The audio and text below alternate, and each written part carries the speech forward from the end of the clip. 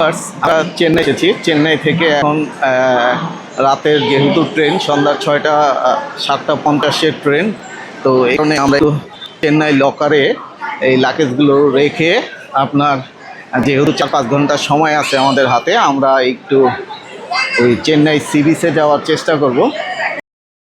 আর যুদ্ধের ময়দানে যাওয়া এক সমান।